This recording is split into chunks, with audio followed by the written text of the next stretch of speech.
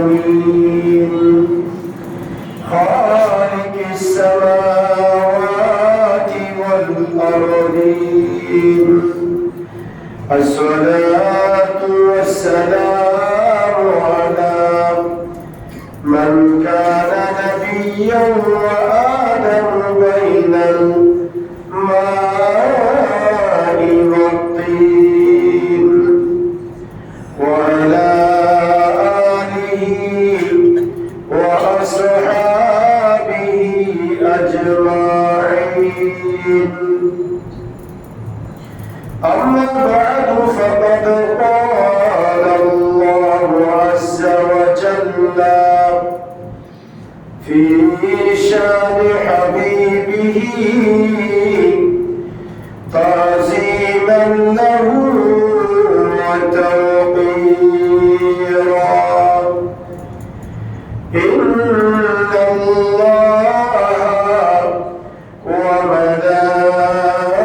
وملائكته يصلون على النبي يا أيها الذين آمنوا صلوا عليه وسلموا تسليما صلى الله على سيدنا محمد وآله وصحبه صلى الله على سيدنا محمد وآله وصحبه صلى الله على سيدنا محمد وآله وصحبه صل يا رب صل على رسولنا صل على محمد صل على حبيبنا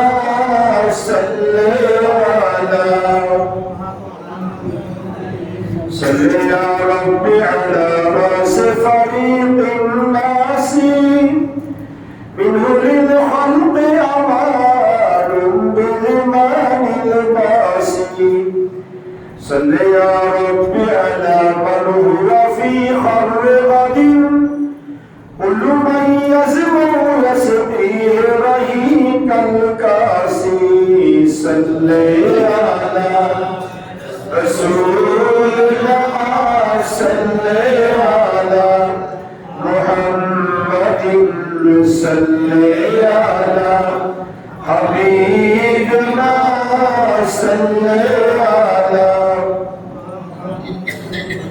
صل يا رب على مونس كل البشر مبتل الوحشة في القبر باستئناسي صل يا رب على عترته الطاهرة وعلى الصحب والهمزة والعباس صل على رسول الله صل على محمد صل على حبيبنا صل على محمد صل على شفيعنا صل على محمد. أعوذ بالله من الشيطان الرجيم بسم الله الرحمن الرحيم ألف لام ميم ذلك الكتاب لا ريب فيه هدى للمتقين صدق الله مولانا العظيم وبلغنا رسوله النبي الأمين ونحن على ذلك لمن الشاهدين والشاكرين والحمد لله رب العالمين. معزز محترم حضرات علماء کرام مسلمان اعزام রাহমানি ওয়া রাহমাকুমুল্লাহ। আমরা আল্লাহ সুবহানাহু ওয়া তাআলার ইরশাদ দরবারে লক্ষ কোটি শুকর আদায় করছি যে আল্লাহ পাকের অত্যন্ত দয়া এবং মেহেরবানিতে পবিত্র রমাদানুল মুবারকের দ্বিতীয় জুমা নামাজ জুমানের মহান লক্ষ্যে আল্লাহর মসজিদে আসার বসার সালামি আরজ করার সুযোগ আর তৌফিক যে আল্লাহ আমাদেরকে দান করেছেন তার দরবারে করছি আলহামদুলিল্লাহ।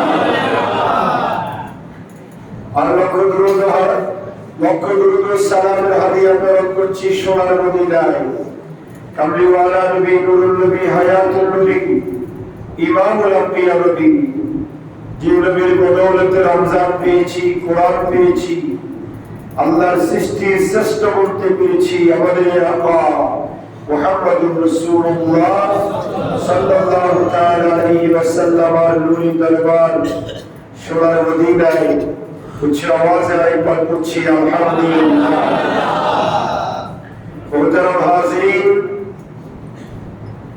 আমরা গত জুমায় রমজান মুবারকের ফজিলতের যে আলোচনা শুনেছিলাম, সেখানে আল্লাহ সুবহানাহু ওয়া তাআলা সূরা বাকারার মধ্যে বলেছেন, ইয়া আইয়ুহাল্লাযীনা আমানু কুতিবা আলাইকুমুস সিয়াম কামা কুতিবা আলাল্লাযীনা মিন ক্বাবলিকুম লাআল্লাকুম তাত্তাকুন।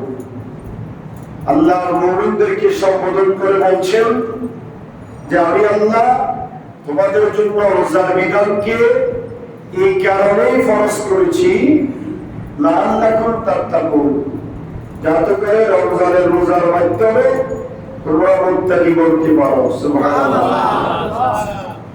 কার কথা? আল্লাহ বলছেন লাআল্লাকুম তাত্তাকুন, মুত্তাকি বলার জন্য আমি আল্লাহ তোমাদেরকে রমজান দিয়েছি। তাহলে রমজানের মাধ্যমে মানুষ মুত্তাকি আল্লাহ ওয়ালা বলতে পারে। সুবহানাল্লাহ। রমজান আমাদেরকে এমন একটা শিক্ষা প্রদান করে যে শিক্ষার মাধ্যমে আমরা বাকি 11 মাস ওই রমজানুল মুবারকের শিক্ষার উপর নিজের জীবন পরিচালিত করতে পারি এবং রমজানের যে উদ্দেশ্য মুত্তাকি বলা, সেই আল্লাহ ওয়ালা বলার একটা সুযোগ আল্লাহ সুবহানাহু ওয়া তাআলা আমাদেরকে রমজানুল মুবারকের মধ্যে করে দিয়েছেন। সুবহানাল্লাহ। আজকে আমরা আলোচনা করব এই মুত্তাকির বৈশিষ্ট্য এবং মুত্তাকির গুণাবলী। মুত্তাকি কারা? আল্লাহ রাব্বুল আলামিন হাকামুল হাকিমিন এই কোরআনুল কারীম দিয়েছেন বান্দাকে মুত্তাকি বানানোর জন্য। সুবহানাল্লাহ। কথা বলেন ঠিক কিনা? কোরআন দিয়ে মানুষ আল্লাহ ওয়ালা হয়, কোরআনের মাধ্যমে মানুষ আল্লাহ রাসূল চিনে, আউলিয়া কিরামকে চিনে, ইহদিনাস সিরাতাল মুস্তাকিম সরল সঠিক পথকে শিখতে পায়। কথা বলেন ঠিক কিনা? আল্লাহ কোরআনুল কারীমের শুরুতে সূরা বাকারা শুরুতে আল্লাহ সুবহানাহু ওয়া তাআলা বলছেন যালিকাল কিতাব লা রাইবা ফীহি হুদাল লিল মুত্তাকিন।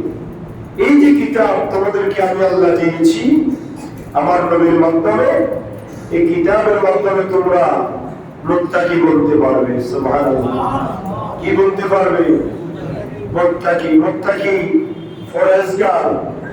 পরহেজগারিতা অর্জন করতে পারবে। তাকওয়ার দুইটা দিক। কয়টা? একটা হচ্ছে যাহির আর একটা হচ্ছে বাতিন। যাহির মানে প্রকাশ্য, বাতিন মানে গোপনীয়। সুবহানাল্লাহ। যাহির মানে প্রকাশ্য। প্রকাশ্য আপনি যে মুত্তাকি সেটা বোঝা যাবে আপনার দাড়ি। হ্যাঁ, আপনি মুত্তাকি বোঝার জন্য মুত্তাকির যে প্রকাশ্য কতগুলা দিক রয়েছে, দাড়ি, টুপি, পাগড়ি, জুব্বা, মিসওয়াক, দিনাগুলো সুন্নাতের উপর অনুসরণ করে নিজের জীবন পরিচালনা করা, এটা হচ্ছে তাকওয়ার বাহ্যিক দিক, যাহির দিক, প্রকাশ্য দিক। আর যেটা আল্লাহ রাব্বুল আলামিন হাকামুল হাকিমিন কোরআন কারীমে বলেছেন লিবাসুত তাকওয়া যালিকা খায়র, আল লিবাসুত তাকওয়া, তাকওয়ার অন্যতম একটা দিক হচ্ছে লেবাস। মাথার তালু থেকে পায়ের তালু পর্যন্ত আমার অবস্থাকে সুন্নতের অনুসরণ। কিসের অনুসরণ? সুন্নতের অনুসরণ। এটা হচ্ছে তাকওয়ার বাহ্যিক দিক। তাকওয়ার বাহ্যিক দিক, যেটা লোকেরা দেখলেই বুঝতে পারবে যে তাকওয়াবান ব্যক্তি, যার দাড়ি, টুপি, পাগড়ি, জুব্বা, বাকাবা, সরল বরল, মেসওয়াক, বিলাগুলু, এগুলো মানুষ দেখতে পায়। এটা হচ্ছে বাহ্যিক দিক। এটা কি? জাহের। আর তাকওয়ার 2 নম্বর দিক হচ্ছে বাতিন, যেটার সাথে সম্পর্ক অন্তরের সাথে। সুবহানাল্লাহ। কিসের সাথে? এইজন্য আল্লাহ রাসূল বলেছেন আত-তাকওয়া হাহুনা, আত-তাকওয়া হাহুনা সালাসা মাররা। আল্লাহর নবী তাকওয়ার গুণাবলী বর্ণনা করতে গিয়ে সাহাবায়ে কেরামকে বলেছেন, হে আমার সাহাবীরা, আত-তাকওয়া হাহুনা, তাকওয়া হচ্ছে এখানে। সুবহানাল্লাহ। তাকওয়া অন্তরের মধ্যে। আত-তাকওয়া হাহুনা, আত-তাকওয়া হাহুনা সালাসা মাররা। আল্লাহ রাসূল 3 বার বলেছেন যে তাকওয়া এখানে, তাকওয়া এখানে, তাকওয়া এই ফরজগারিতা হচ্ছে বান্দার অন্তরের মধ্যে। সুবহানাল্লাহ। তাহলে তাকওয়ার কয়টা দিক? 2টা দিক। একটা হচ্ছে প্রকাশ্য, আর একটা হচ্ছে কি? গোপনীয়। প্রকাশ্য দিক হচ্ছে জামা, দাড়ি, টুপি, যেগুলা মানুষ দেখতে পায়, এগুলো হচ্ছে প্রকাশ্য দিক। আর অপ্রকাশ্য বাতিন দিক হচ্ছে আপনার অন্তরের মধ্যে। আপনার কাছে কতটুকু আল্লাহর ভয় আছে, আল্লাহর তাকওয়াই আছে, আল্লাহর খোদাভীতি আছে, আল্লাহ ভীতি আপনার অন্তরে কতটুকু আছে, সেটা দুনিয়ার কেউ জানবে না। জানবে কে? আল্লাহ। হযরত আলী রাদিয়াল্লাহু তাআলা আনহু এইজন্য বলেছেন মুহাদ্দিসুল লিত-তাকওয়া। তাকওয়ার 4টা বৈশিষ্ট্য। কয়টা বলেন না? হযরত আলী রাদিয়াল্লাহু তাআলা আনহু বলেছেন ইসলামের কয় নম্বর খলিফা? 4 নম্বর খলিফা, আল্লাহর রাসূলের মেয়ের জামাই, হাসনাইন করিমের আব্বাজান, মা ফাতেমার স্বামী হযরত আলী মুর্তজা রাদিয়াল্লাহু তাআলা আনহু বলেছেন যে মুহাদ্দিসুল লিত-তাকওয়া, তাকওয়ার 4টা বৈশিষ্ট্য। হিয়া খাউফু আনিল জলিল, ওয়াল আমালু বিত-তানজিল, ওয়াল কিরাআতু বিল কালিল, আল ইস্তি'দাদু লিয়াউমির রহিম, কামা ক্বালা আলাইহিস সালাতু ওয়াসসালাম। হযরত আলী রাদিয়াল্লাহু তাআলা আনহু বলেছেন তাকওয়ার 4টা বৈশিষ্ট্য। 1 নম্বর হচ্ছে ইয়া খাউফু আনিল জলিল, প্রকাশ্যে এবং অপ্রকাশ্যে আল্লাহকে ভয় করা। সুবহানাল্লাহ। কাকে ভয় করা? প্রকাশ্যে এবং গোপনে। প্রকাশ্যে এবং গোপনে আল্লাহকে ভয় করা, এটা হচ্ছে তাকওয়ার 1 নম্বর বৈশিষ্ট্য। আপনার কাছে যদি গোপনে এবং প্রকাশ্যে আল্লাহর ভয় থাকে, তাহলে বুঝে যাবে আপনার কাছে তাকওয়া আছে। 2 নম্বর হচ্ছে ওয়াল আমালু বিত-তানজিল। তাকওয়ার 2 নম্বর বৈশিষ্ট্য হচ্ছে কোরআন মতে আমল করা। সুবহানাল্লাহ। কি মতে? এই কোরআনের উপর নিজের জীবন পরিচালনা করা।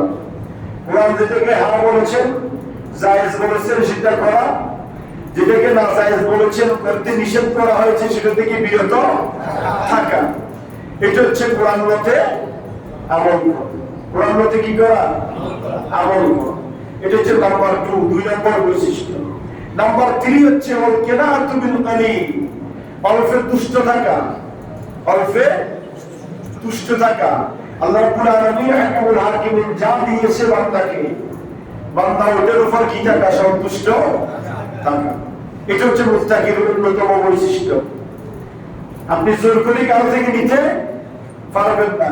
আপনাকে আল্লাহ আপনার রিজিকের জন্য যা বরাদ্দ করে রেখেছেন, সেটা আপনি ভোগ করলেন, গ্রহণ করলেন, সেটার উপর ইস্তেকামত থেকে সন্তুষ্টি থাকা।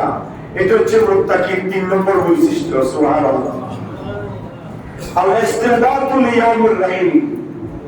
মুত্তাকির 4 নম্বর বৈশিষ্ট্য হচ্ছে মৃত্যুর জন্য প্রস্তুতি গ্রহণ করা। সুবহানাল্লাহ। যারা মুত্তাকি, যারা আল্লাহওয়ালা, তারা দুনিয়ার জীবন পরিচালনা করবে ঠিক, কিন্তু তাদের অন্তরে আখিরাতের কি থাকবে? চিন্তা থাকবে, কবরের চিন্তা থাকবে, হাসরের চিন্তা থাকবে, ফুলসিরাতের চিন্তা থাকবে, দুনিয়ার জীবন চলন বলন, উঠা বসা, লেনদেন, আদান প্রদানে তার অন্তরে চিন্তা থাকবে আখিরাতের কথা, মৃত্যুর কথা। এই মৃত্যুর চিন্তা চেতনা নিয়ে যে জীবন পরিচালনা করবে সে হচ্ছে মুত্তাকি। সুবহানাল্লাহ। আলী রাদিয়াল্লাহু তাআলা কথা মোতাবেক আমরা বুঝতে পেলাম, জানতে পারলাম মুত্তাকির কয়টা বৈশিষ্ট্য। এক নম্বর হচ্ছে প্রকাশ্যে এবং গোপনে আল্লাহকে ভয় করা, দুই নম্বর হচ্ছে কোরআন মতে আমল করা, তিন নম্বর হচ্ছে অল্পে তুষ্ট থাকা, সন্তুষ্টি থাকা, আর চার নম্বর হচ্ছে দুনিয়ার জীবন পরিচালনা করা আর মৃত্যুর জন্য প্রস্তুত থাকা, প্রস্তুতি গ্রহণ করা। এই চারটা বৈশিষ্ট্য যার কাছে থাকবে সে হচ্ছে মুত্তাকি। সুবহানাল্লাহ। আল্লাহ রমজান দিয়েছেন কিসের জন্য? মুত্তাকি বনার জন্য। তো এই রমজানকে আমরা পেয়েছি, এই রমজানের আমল অনুযায়ী, রমজানের নিয়ম অনুযায়ী, তত্ত্ব অনুযায়ী আমাদের জীবনকে যদি আমরা ওই নিয়মে পরিচালনা করতে পারি, তাহলে আমরা রমজানে যেরকম রোজা রেখে আমরা গুনাহ থেকে বাঁচার চেষ্টা করছি, রমজান ছাড়াও আমরা গুনাহ থেকে বাঁচার চেষ্টা করব। রমজানে যেরকম আমরা নামাজ, রোজা, তাহাজ্জুদ, দান সদকা, তাসবিহ, তাহলিল, কুরআন তেলাওয়াত করছি, রমজানের বাহিরেও আমরা চেষ্টা করব এইভাবে আমাদের আমলগুলো পরিচালনা করার জন্য। সুবহানাল্লাহ। রমজানের জীবন না খেয়ে থাকতে হবে, এটা অল্প তুষ্ট থাকার একটা মাধ্যম। কথা বলেন ঠিক কিনা? আল্লাহ সুবহানাহু ওয়া তাআলা রমজান দিয়েছেন গরিবের দুঃখ বোঝার জন্য। কার দুঃখ? কথা বলেন না। আমাদের সমাজে, আমাদের দেশে এখনো এমনও গরিব আছে যারা সকাল থেকে সন্ধ্যা পর্যন্ত এক মুঠোর ভাত নিজের পেটে নিতে পারে না। এমনও বস্তি গরিব অসহায় ব্যক্তি আছে না নাই? সে ক্ষুধার যন্ত্রণা ছটফট করলে, ক্ষুধার কারণে মানুষ কত কষ্ট ভোগ করতে হয়, কত কষ্ট সহ্য করতে হয়, সেই কথা বুঝার জন্য আল্লাহ সুবহানাহু ওয়া তাআলা ঈমানদারদেরকে রমজান দিয়েছেন, যাতে করে এই রমজানের 14 থেকে প্রায় 15 ঘন্টা, সূরা সাদেক থেকে সূর্যাস্ত হওয়া পর্যন্ত এই সময়টুকু আপনি ফালাহার, জৈবিক চাহিদা, অন্যায়, অবিচার, জুলুম, নির্যাতন, গুনাহের কাজ সব থেকে নিজেকে বিরত রেখে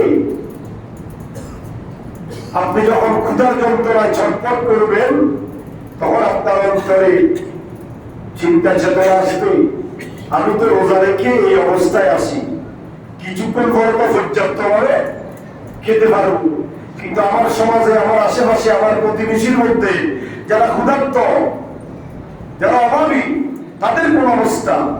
তারা বাকি 11 মাস কিভাবে চলে? তারা ক্ষুধার যন্ত্রণায় কিভাবে ছটফট করে নিজের জীবন পরিচালনা করে? এই চিন্তা চেতনা অনুধাবন করার জন্য, বোঝার জন্য আল্লাহ সুবহানাহু ওয়া তাআলা বান্দাকে রোজা দিয়েছেন।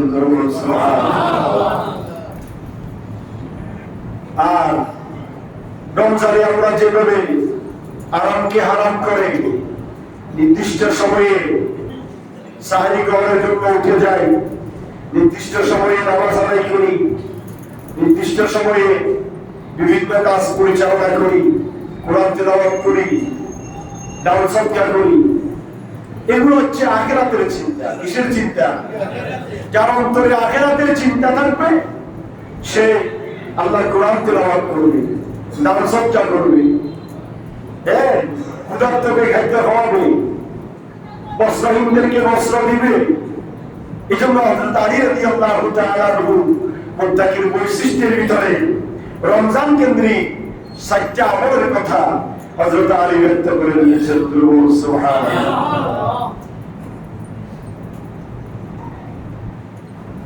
আর রিসালাতুল হুসাইনিয়া নামক একটা কিতাব রয়েছে, ধর্মীয় গ্রন্থ রিসালা, সেই রিসালাতুল হুসাইনিয়ার মধ্যে একটা ওয়াকিয়া, একটা ঘটনা এসেছে। এক ব্যক্তি তার সন্তানদেরকে মৃত্যুর আগে নসিহত করেছেন যে বাবা, আমি আমার মনে হয় শেষ অবস্থা, আমি মনে হয় দুনিয়ার জীবন থেকে চলে যাবো, বিদায় হয়ে যাব। তো আমি যদি ইন্তেকাল করি, মারা যাই, আমাকে কাফন ফলাইয়ে দাফন করবে না, কি করবে? আমাকে আগুনে জ্বালিয়ে ছাই করে উড়াই দিবে। এই প্রস্তাব যখন সন্তানদেরকে তার বাবা দিয়েছেন, সন্তানেরা অবাক হয়ে গেলেন। বাবা, আমরা হচ্ছি ইমানদার মুসলমান, আমরা আমাদের তো আগুনে পুড়ে দেওয়া আমাদের ধর্মীয় কাজ নয়, আমাদের কাজ হচ্ছে কাফন ফলাইয়ে সম্মানের সহিত দাফন করা। কিন্তু আপনাকে আগুনে জ্বালিয়ে পুড়ে বাতাসে উড়াই দিব, সেটা তো অগ্নিপূজকদের কাজ, মাজুসীদের কাজ, সেটা ইমানদার মুসলমানের কাজ হইতে পারে। সন্তানেরা বাবাকে জিজ্ঞাসা করলেন, বাবা, কাফন ফলাইয়ে দাফন না করে আপনাকে আগুনে পুড়িয়ে দেওয়া, আপনার এতে কি অভিযোগ, আপনার চিন্তা চেতনা কি, এটাতে আপনার ফায়দা কি?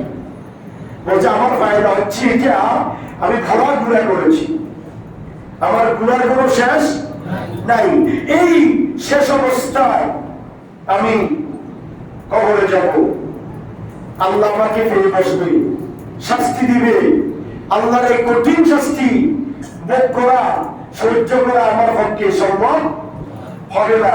আল্লাহর ভয় থেকে, আল্লাহর ফাঁকদাও থেকে, আল্লাহর আযাব থেকে, জাহান্নামের আগুন থেকে বাঁচার জন্য আমি দুনিয়ার আগুনে জ্বলে নিজেকে ছাই করে দিতে চাচ্ছি। সন্তানেরা বাবাকে বুঝালো, বাবা বুঝতে রাজি না। বাবার সর্বশেষ একটা দাবি সন্তানদের উপর, আমাকে আগুনে পুড়ে ছাই করে উড়ে দিবে। সর্বশেষ সন্তানেরা কিছুদিন পরে বাবা ইন্তেকাল করলো। সন্তানেরা বাবার ওসিয়ত অনুযায়ী সন্তানেরা বাবাকে আগুনে পুড়ে ছাই করে উড়াই দিলেন। ওই ব্যক্তিকে যখন আগুনে পুড়ে ছাই করে ফেলে দিলেন, আল্লাহ সুবহানাহু ওয়া তাআলা ওই ব্যক্তির শরীরের সমস্ত অংশগুলোকে ফাআমারাল্লাহু হাওয়াহা আইয়াহবিতাহু, আল্লাহ রাব্বুল আলামিন বাতাসকে অর্ডার করলেন, বাতাস আমার এই বান্দা, আমার এই বান্দার শরীরের যতগুলো অংশ চতুর্দিকে ছিঁড়ে গিয়েছে, সবগুলাকে একত্রিত করে জমা করো। সুবহানাল্লাহ। জমা করলেন। জমা করার পরে আল্লাহ সুবহানাহু ওয়া তাআলা দুইটা অক্ষর বললেন, কুল ফায়াকুন। আল্লাহ কুল বলার সাথে সাথে ফায়াকুন, ওই ব্যক্তি আগের মতো আব্দুল্লাহ সোজা হয়ে দাঁড়ায় গেল। সুবহানাল্লাহ। আল্লাহ পারে কি পারে না? সাইগুলা থেকে আল্লাহ রাব্বুল আলামিন ওই আগের মতো আব্দুল্লাহ বানাই দিলেন। ওই বান্দা যখন আল্লাহর সামনে দাঁড়ালো, আল্লাহ রাব্বুল আলামিন আহকামুল হাকিমিন ওই বান্দাকে জিজ্ঞাসা করলেন, ইয়া আব্দি লিমা সানাতা হাকারা, হে আমার বান্দা, তুমি এই ঘটনা কেন ঘটাইলে? তুমি ইমানদার ছিলে, মুসলমান ছিলে, মুমিন ছিলে, তোমাকে তো আমি আল্লাহ দয়া করে জান্নাত দিতাম, তুমি এত বড় একটা অন্যায় কাজ তুমি কেন করলে? যে আগুনে পুড়ে ছাই করে দিতে বললে, তোমার সন্তানেরা তোমার ওসিয়ত করে ছাই করে দিল, আমি আল্লাহ জানার ইচ্ছা হলো তুমি কেন এই কাজ করলে? আবার আমি আল্লাহ তোমাকে আগের মতো বলেছি, আমি তোমার মুখে শুনতে চাই তুমি কেন এই কাজ করলে? ওই আল্লাহর বান্দা দুই হাত লাথুজুলু হয়ে অত্যন্ত আদবের সাথে বলছি, আল্লাহ, আমি আপনার আইনের বিরোধিতা করি নাই, আপনার বিধানের বিরোধিতা করি নাই, আমি অগ্নিপূজকের কাজ করি নাই। আল্লাহ, আমি একটা কারণে করেছি, বড় গুনাহ করেছি। আমি আপনার সামনে যেতে আমার ভয় লেগেছিল, আপনার শাস্তির সামনে যেতে আমার ভয় লেগেছে। আপনাকে ভয় করে, আপনার আযাবকে ভয় করে, আপনার সামনে দণ্ডায়মান হওয়াকে আমি লজ্জাজনক মনে করে আমি আমার সন্তানদেরকে এই কাজ করতে বলেছি।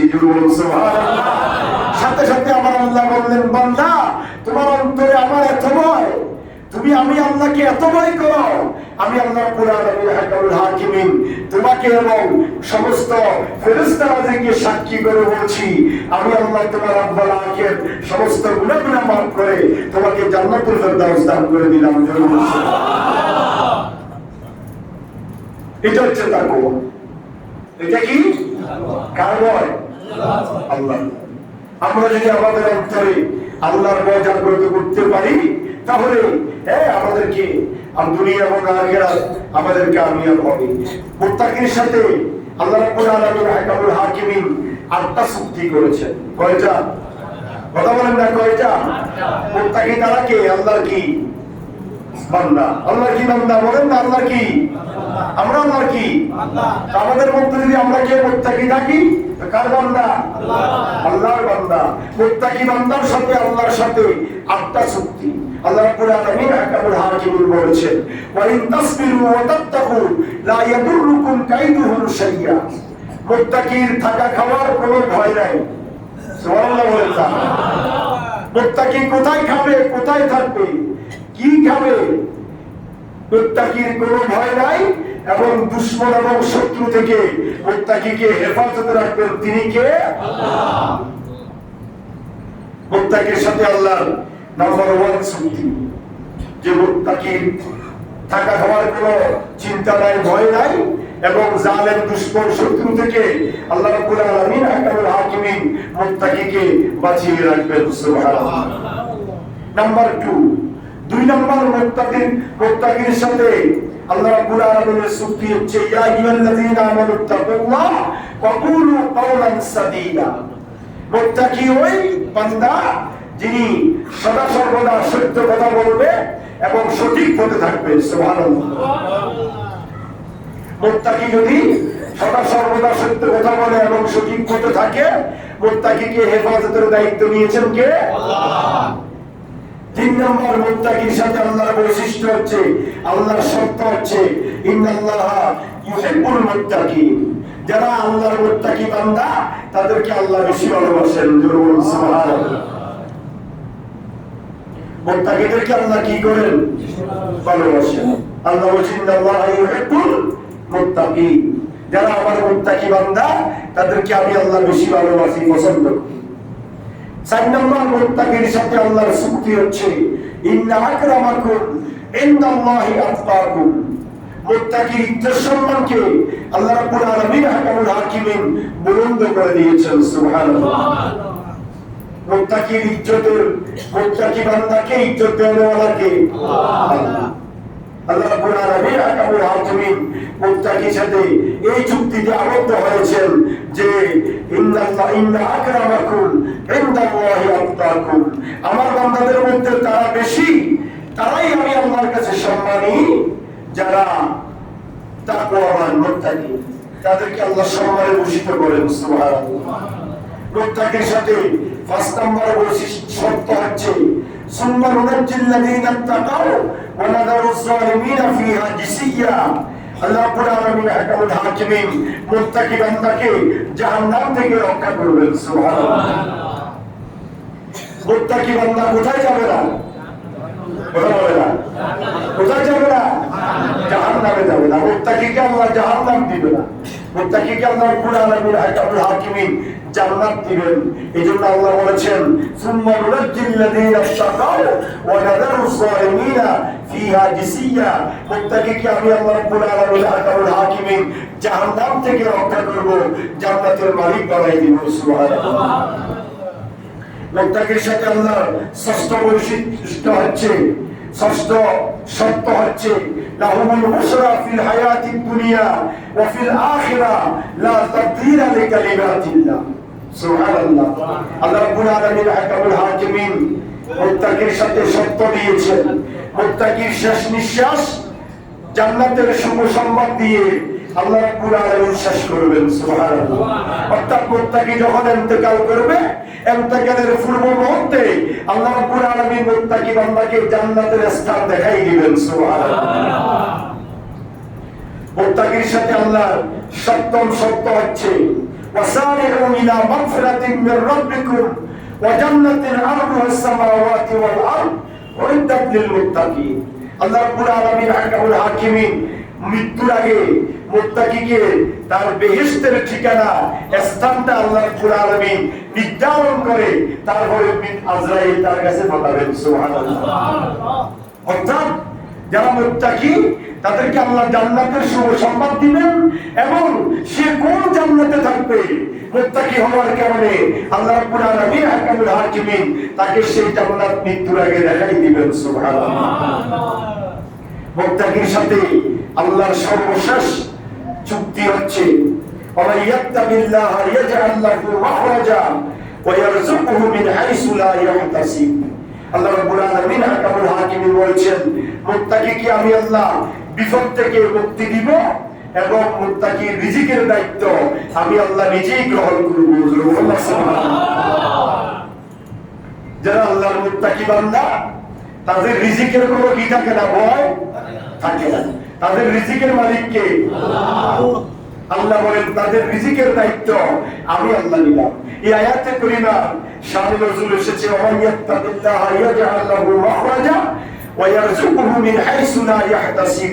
এই আয়াতে কারিমা শানে নজুলে হযরত আউফ বিন মালিক আল-আশজাঈ রাদিয়াল্লাহু তাআলা আনহু তিনি আল্লাহর নবীর একজন জলিলুল কদর সাহাবী আউফ বিন মালিক আল-আশজাঈ রাদিয়াল্লাহু তাআলা আনহু তিনি অত্যন্ত জলিলুল কদর সাহাবী ছিলেন। হঠাৎ অভাবে পড়ে গিয়েছেন। তার একটা মাত্র ছেলে ছিল, সেই ছেলেটাকে কাফের মুশরিকেরা ইহুদিরা বন্দী করে রেখেছে। দুইটা বিপদে সে পড়েছে। একটা হচ্ছে তার একমাত্র ছেলে, ছেলেকে কাফের মুশরিকেরা বন্দী করে আটক করে রেখেছেন। আর দুই নম্বর হচ্ছে তার খাদ্যের অভাব, তার কোনো রিজিক তার মিলছে না, সে অভাবের মধ্যে জীবন যাপন করছেন। এই দুইটা মুসিবতের মধ্যে হযরত আউফ বিন মালিক আল-আশজাঈ রাদিয়াল্লাহু তাআলা আনহু জীবন অতিবাহিত করছেন।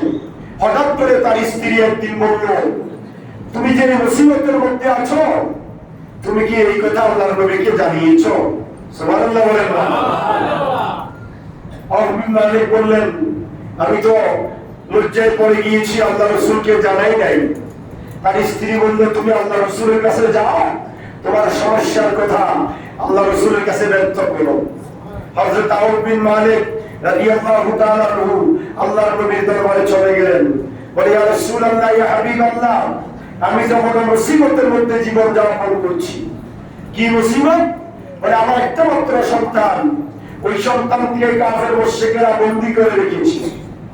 আর আমি এত অভাবে জীবন যাপন করছি, আমার খানা পিনার বড় অভাব, আমি খাদ্যের অভাবে জীবন আমার শেষ হয়ে যাচ্ছে। আল্লাহ রাসূল সাল্লাল্লাহু আলাইহি ওয়াসাল্লাম বললেন, ওয়াত্তাকু ওয়া তাসবিরু। সুবহানাল্লাহ। আল্লাহ রাসূল আউফ বিন মালিক আল-আশজাঈ রাদিয়াল্লাহু তাআলা আনহু কথা শুনলেন। শোনার পরে তাকে বললেন, তুমি যে মুসিবতের মধ্যে আছো, তোমার সন্তানকে কাফেররা বন্দী করে রেখেছে। দ্বিতীয় মুসিবত তোমার অভাব। এই দুইটা সমস্যার জন্য ওয়াত্তাকু ওয়াসবিরু, তুমি ধৈর্য ধারণ করো এবং আল্লাহকে ভয় করো। সুবহানাল্লাহ। আউফ বিন মালিক বলল, আল্লাহ রাসূল আমাকে কি সমাধান দিয়েছেন? বললেন, আউফ বিন মালিক, তুমি ধৈর্য ধারণ করো আর আমি আল্লাহকে ভয় করো। আর তুমি বেশি বেশি পড়ো, লা হাওলা ওয়ালা কুওয়াতা ইল্লা বিল্লাহ, লা হাওলা ওয়ালা কুওয়াতা ইল্লা বিল্লাহ। এই সবক নিয়ে আল্লাহ রাসূলের দরবার থেকে আউফ বিন মালিক বাসায় চলে গেলেন। বাসায় যাওয়ার পরে স্ত্রী জিজ্ঞাসা করলো, আল্লাহ রাসূল তোমাকে কি সলিউশন দিয়েছে, কি সমাধান দিয়েছে তোমার সমস্যা? আউফ বিন মালিক বলল, আমার আমি ওয়া ইয়াকে আন তাসবিরু ওয়া তাত্তাকু ওয়া ইয়াকুলু লা হাওলা ওয়ালা কুওয়াতা ইল্লা বিল্লাহ। আউফ বিন মালিক বলল, আমাকে এবং তোমাকে আল্লাহ রাসূল একটা আদেশ করেছেন। সে আদেশ কি? আন তাসবিরু, ধৈর্য ধারণ করার জন্য বলেছেন, ওয়া তাত্তাকু, মুত্তাকি তাকওয়াই পরহেজগারিতা অর্জন করার জন্য বলেছেন। আর বলেছেন বেশি বেশি লা হাওলা ইল্লা বিল্লাহ, এটা পড়ার জন্য। হযরত আউফ বিন মালিকের স্ত্রী বলল, ঠিক আছে, আল্লাহ রাসূল যেখানে সমাধান দিয়েছেন সেখানে তো আমাদের আর কোনো করার কিছুই নাই। ঠিক আছে, আমরা পড়তে থাকি লা হাওলা ওয়ালা কুওয়াতা ইল্লা বিল্লাহ। হযরত আউফ বিন মালিক এবং তার স্ত্রী প্রতিনিয়ত পাঁচ ওয়াক্ত নামাজ পড়ছেন, কোরআন তেলাওয়াত করছেন, আর আল্লাহর হাল ছাড়েন নাই, নামাজ রোজা ছাড়েন নাই, ইবাদত বন্দেগী ছাড়েন নাই, আর আল্লাহর উপর ভরসা ছাড়েন নাই, আর বেশি বেশি পড়ছেন লা হাওলা ওয়ালা কুওয়াতা ইল্লা বিল্লাহ। হঠাৎ করে হযরতে আউফ বিন মালিক আল-আশজাঈ রাদিয়াল্লাহু তাআলা আনহু ওই ছেলে যেখানে বন্দী হয়ে আছেন সেখানে দেখা গেল হঠাৎ করে যে ইহুদি তাকে বন্দী করে ফেলেছে সেই ইহুদি তাকে ছেড়ে দিয়েছে। ওরা তাকবীর করতে হয় নাই, তাকবীর একটা আল্লাহ রাসূল যেটা বাতাই দিয়েছেন, ধৈর্য ধারণ করার জন্য বলেছেন, আর সবর এখতিয়ার করার জন্য বলেছেন, আর আল্লাহকে ভয় করার জন্য বলেছেন। মানুষ যখন কাদিল ফুকরা আইয়াকুনা কুফরা, মানুষ যখন আমলে পড়ে কুফরি করতে কি করে না, চিন্তা করে না। দেখবেন আমাদের সমাজে যারা অভাবী, আসল অভাবী, তারা কুফরি, অন্যায়, অবিচার তারা করতে আর তাদের আপন দেওয়ার বাধা দেয়। সে তো অভাবে একবারে কি হয়ে গিয়েছে, শেষ হয়ে গিয়েছে। এই জন্য আল্লাহ রাসূল তাকে ফতর পয়েন্ট দিয়েছেন, তুমি অভাবে পড়েছ, এই জন্য তুমি আল্লাহকে ভয় করো, তুমি অন্যায় করবে না। কাদিল ফুকরা ইয়াকুনা কুফরা, মানুষ যখন অভাবে পড়ে যায় কুফরি করতে চিন্তা করে না, কিন্তু তুমি এই কুফরের দিকে ধাবিত হবে না, অন্যায় করবে না, জোর করবে না, তুমি আমি আল্লাহকে ভয় করবে আর ধৈর্য ধারণ করো। হযরত আউফ বিন মালিক এবং তার স্ত্রী ধৈর্য ধারণ করলেন, আর লা হাওলা ওয়ালা কুওয়াতা ইল্লা বিল্লাহ পড়তে পড়তে হঠাৎ করে ইহুদির অন্তরে তার প্রতি, ওই ছেলেটার প্রতি দয়া সৃষ্টি হলো। ছেলেটা বলল যে আমাকে ছেড়ে দাও, আমার আব্বা আই ইনকাম করতে পারে না, একমাত্র রোজগার আমি করি, আমি আজকে এখানে বন্দী হয়ে আছি, আমার আব্বা আম্মা কষ্ট পাচ্ছে, তুমি আমাকে ছেড়ে দাও। এই কথা বলার সাথে সাথে ওই ইহুদির অন্তরে দয়া হলো, তাকে ছেড়ে দিল। সুবহানাল্লাহ। ওই ছেলে বন্দী থেকে যখন ছুট পেলেন, আস্তে আস্তে চিন্তা করলেন, আমি তো আমার আব্বার একমাত্র ইনকাম আয় করার, রোজগার করার একমাত্র ছেলে, দীর্ঘদিন আমি বন্দী ছিলাম, আমার আব্বা আম্মা কোন অবস্থায় আছে সেটা তো জানি না, আমি এখন কি করতে পারি, আমি খালি হাতে যদি আমার বাসায় যাই আমার কোন অবস্থা হবে। তিনি রাস্তায় এই চিন্তা করে করে হেঁটে হেঁটে আসতেছেন, হঠাৎ করে চোখের সামনে দেখলেন বিশাল একটা ছাগলের ফার্ম এবং ছাগল বকরির ফার্ম।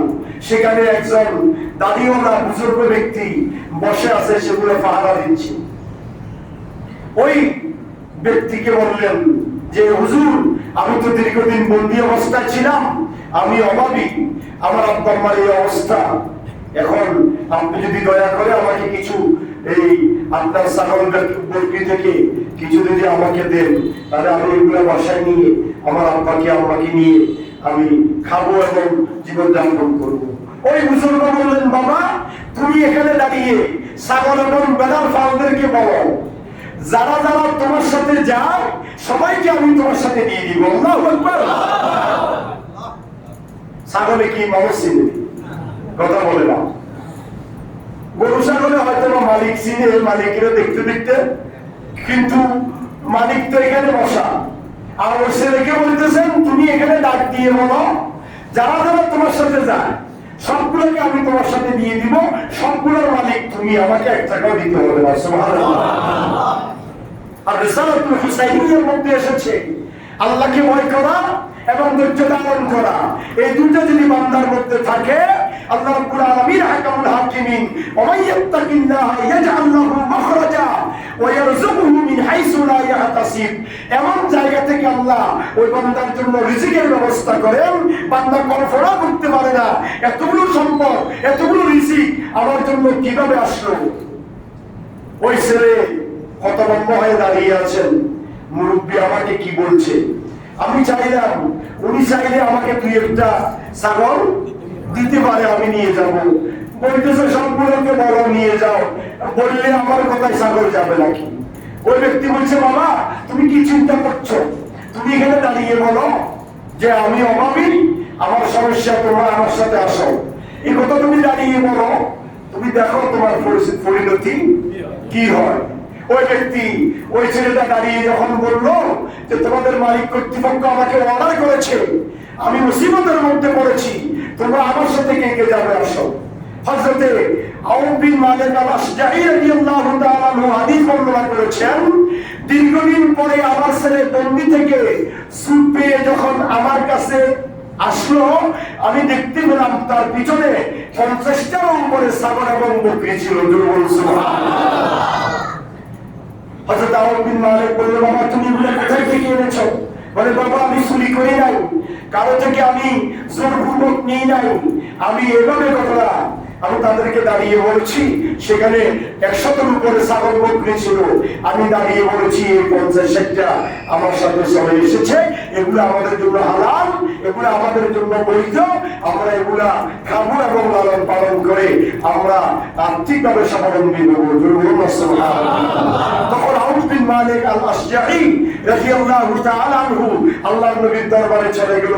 ইয়া রাসূলুল্লাহ, ইয়া হাবিবাল্লাহ, দীর্ঘদিন আগে আপনি আমাকে দুইটা আমল দিয়েছিলেন, আমাকে এবং আমার স্ত্রীকে বলেছিলেন, আমানি ওয়া ইয়াকি আন তাসবিরু ওয়া তাত্তাকু লা হাওলা ওয়া লা কুওয়াতা ইল্লা বিল্লাহ। সেই দিন থেকে আজকে পর্যন্ত আমি কোনো অন্যায় করি নাই, হারাম খাই নাই, জুলুম করি নাই, গুনাহের কাজ করি নাই, আমি ধৈর্য ধারণ করেছি এবং আমি এবং আমার স্ত্রী 5 ওয়াক্ত নামাজ, কোরআন তেলাওয়াত আর বেশি বেশি লা হাওলা ওয়া লা কুওয়াতা ইল্লা বিল্লাহ তেলাওয়াত করেছি, পাঠ করেছি। আল্লাহ রাসূল মুস্কি হাসি দিয়ে বললেন, হে আমার ইবনে আউফ আল-আশজাঈ, শুনে রাখো, আল্লাহ রাব্বুল আলামিন তোমার তাকওয়াই, তোমার ধৈর্য ধারণ, তোমার পবিত্রতা, তোমার ইবাদত লা হাওলা ওয়া লা কুওয়াতা এমন ভাবে আল্লাহ কবুল করে নিয়েছেন, তোমার জন্য এই ছাগলের পালগুলা ওয়াকফ করে দিয়েছেন, আল্লাহ ফেরেশতার মাধ্যমে তোমাকে মালিক বানিয়ে দিয়েছে। এটা তুমি এবং তোমার স্ত্রী, তোমাদের পরিবার গ্রহণ করবে এবং এটা নিয়ে তোমাদের জীবন স্বাবলম্বী হবে। এই জন্য তোমার এই আয়াতে করিমা আল্লাহ রাব্বুল আলামিন হাকিমুল হাকিমিন আমাকে জানাই দিল, ওয়া ইয়াত্তাকিল্লাহ ইয়াজআল লাহু মাখরাজা ওয়া ইয়ারযুকুহু মিন হাইসু লা ইয়াহতাসিব। যারা মুত্তাকি হবে, আল্লাহর উপর ভরসা রাখবে, যারা সব সময় আল্লাহর ভয় অন্তরে জাগ্রত রাখবে, আল্লাহ রাব্বুল আলামিন তাদের রিজিকের অভাব করবেন না। জোরে সুবহানাল্লাহ। সুতরাং আমরাও বেশি বেশি লা হাওলা ওয়া লা কুওয়াতা ইল্লা বিল্লাহ। হাদিসে পাকের মধ্যে আছে, বুখারী শরীফ 26 পারা কিতাবুদ দাওয়াতের মধ্যে, যে ব্যক্তি বেশ সকালে 100 বার, সন্ধ্যায় 100 বার লা হাওলা ওয়া লা কুওয়াতা ইল্লা বিল্লাহ, এর থেকে বেশি যদি পারে আরো ভালো। যে ব্যক্তি সবসময় এই দোয়াটা পড়বে, আল্লাহ রাব্বুল আলামিন কোনদিন তার রিজিকের অভাব করবেন না। সুবহানাল্লাহ। এজন্য আমরা এই দোয়াটা বেশি বেশি পড়বো, আর রমজানের শিক্ষা গ্রহণ করে আমরা মুত্তাকি হব, আল্লাহ ওয়ালা হব। আজকে যে আলোচনা করেছি, এই আলোচনার আলোকে আল্লাহ আমাকে এবং আপনাদের সবাইকে আমল করে মুত্তাকি বানার আল্লাহ যেন তৌফিক দান করে। আমিন। ওয়া আলাইনা ইল্লাল বালাগ। আসসালামু আলাইকুম ওয়া রাহমাতুল্লাহ।